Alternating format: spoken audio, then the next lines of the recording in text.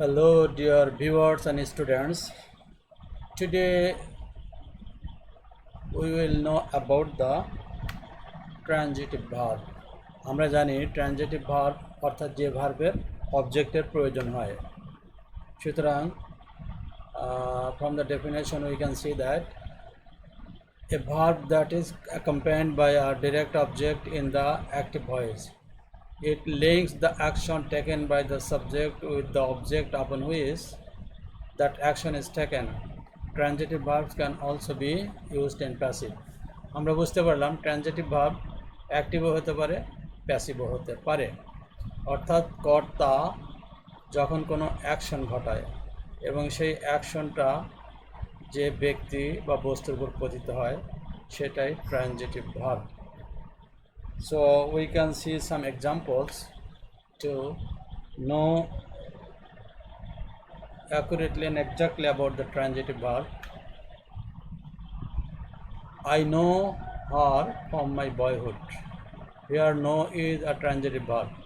Her is an object. From my boyhood is a prepositional phrase. It can be used in any kind of sentences. Here her is object and know is transitive verb. In another example, Rubina gave Shana a notebook. Rubina gave Shana a notebook. Here there are two kinds of object. Shana is an object, a notebook is another object. Shana direct object, a notebook and indirect object. অবজেক্টকে দুইভাবে নিতে পারি আমরা। ব্যক্তিবাচক object হচ্ছে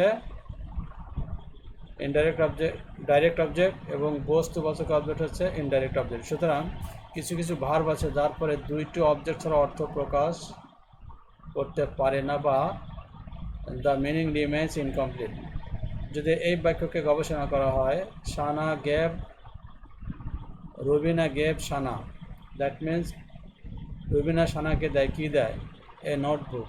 এই indirect object ছাড়া অর্থটি সুন্দর হয় না, বিধায় দুইটি অবজেক্টের প্রয়োজন হয়। সুতরাং কখনো কখনো একটা অবজেক্ট অর্থাৎ ডাইরেক্ট অবজেক্টে যথেষ্ট, আবার কখনো দুইটি অবজেক্টের প্রয়োজন হয় অর্থকে সুন্দরভাবে প্রকাশ করার জন্য। আমরা আরও দু একটা এক্সাম্পল দেখতে পারি। She took my car for a while. Here my car is a noun phrase as object. Took is a transitive verb. For a while is a prepositional phrase. So she took my car. She took my car. সে নিয়েছিল কার গাড়ি? আমার গাড়ি। সুতরাং subject and object depends on to express their feeling depending on the transitive verb. In another example, we can see that my car was sold to an old car business party. অর্থাৎ আমরা আগেই দেখেছি transitive হতে পারে, transitive verb active ভয়েসও হতে পারে, passive ভয়েসও হতে পারে।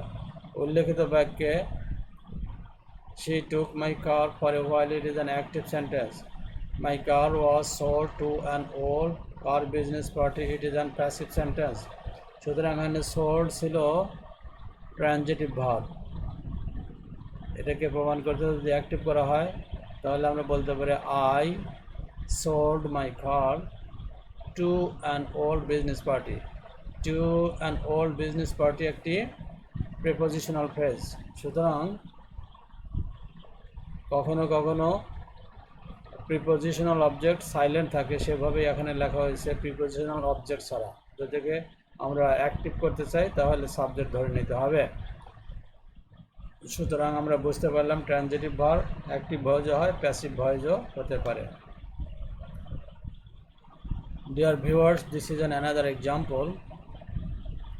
She invited me to her birthday party, but I couldn't attend the party for my hard luck. বাক্যটি কম্পাউন্ড সেন্টেন্স।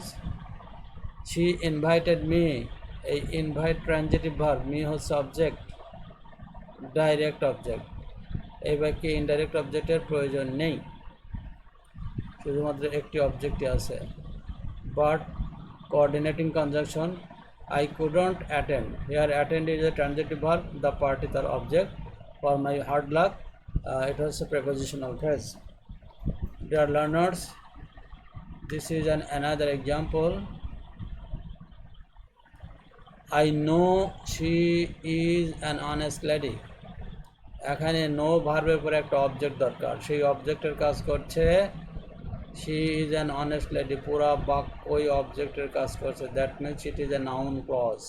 আমরা জানি নাউন ক্লজ ট্রানজিটিভ ভার্বের অবজেক্ট হতে পারে, নাউন ক্লজ ট্রানজিটিভ ভার্ব বা ইনট্রানজিটিভ ভার্বের সাবজেক্টও হতে পারে। আমরা এখানে অবজেক্টের ব্যবহার দেখেছি, সুতরাং নো ভার্ব হচ্ছে ট্রানজিটিভ এবং পুরো বাক্যটি হচ্ছে অবজেক্ট, একটি ক্লজই অবজেক্টের কাজ করছে। So my learners, this is another important sentence to understand. আমরা এখন শিখব ট্রানজিটিভ ভার্ব কখনো ইনট্রানজিটিভও হতে পারে। অনেক ভার্ব আছে যেটা ট্রানজিটিভ ইউজ হয়, আবার ইনট্রানজিটিভের ইউজও হতে পারে। যেমন ইট ভার্বকে দ্বারা আমরা প্রমাণ করব ট্রানজিটিভ এবং ইনট্রানজিটিভ। যদি ভার্বের পরে অবজেক্ট থাকে তখন সেটা হবে ট্রানজিটিভ, আর ভার্বের পরে যদি অবজেক্ট না থাকে বিভিন্ন অ্যাডভার্বিয়াল বা প্রিপোজিশনাল ফ্রেজ থাকে তখন সেটা হবে ইনট্রানজিটিভ। এই বাক্যে we eat nutritious food, nutritious food হচ্ছে অবজেক্ট ট্রানজিটিভ ভার্বের। সুতরাং আমরা ট্রানজিটিভ ভার্বকে কীভাবে ইনট্রানজিটিভ ভার্ব হতে পারে তার একটা এক্সাম্পল দেখব। University students it in dining halls, university ছাত্ররা ডাইনিং হলে খানা খায়। ইট খায়, কোথায় খায়? অ্যাডভার্বিয়াল অফ প্লেস বা prepositional phrase, in the dining hall বা ইন ডাইনিং হলস। সুতরাং এখানে ইট ভার্বটি ইনট্রানজিটিভ, বাট একই ভার্ব ইট এখানে ট্রানজিটিভ, কারণ নিউট্রিশাস ফুড একটি নাউন ফ্রেজ যা অবজেক্টে কাজ করছে। So my learners, try to understand transitive verbs deeply and practice more. A lot of thanks. This is enough for today.